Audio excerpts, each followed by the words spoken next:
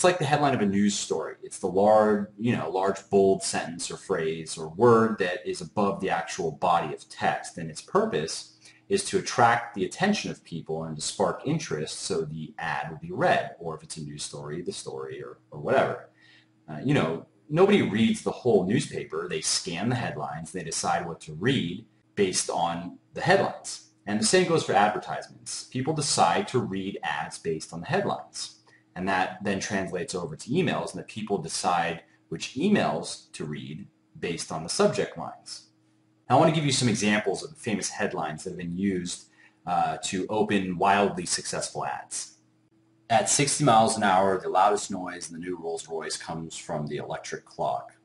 This was written by the marketing and advertising legend David Ogilvy, and is a very, very famous headline.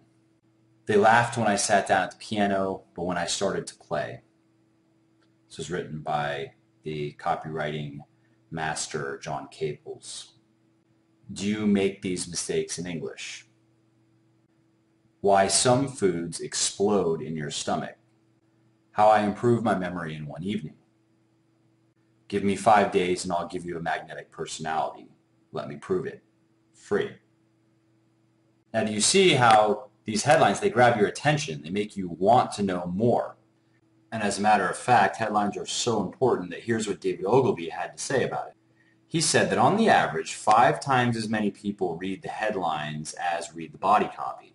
It follows that unless your headline sells your product, you have wasted 90% of your money.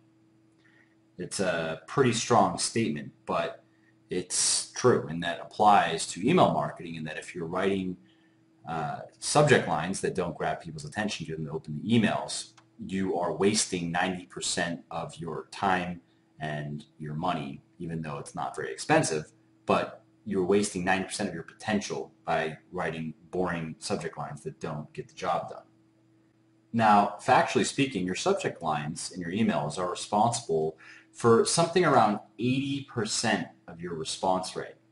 If your subject line fails to grab your customers or prospects by the eyeballs as they're flitting by, it doesn't matter how good your message or your offer is, nobody will end up reading it.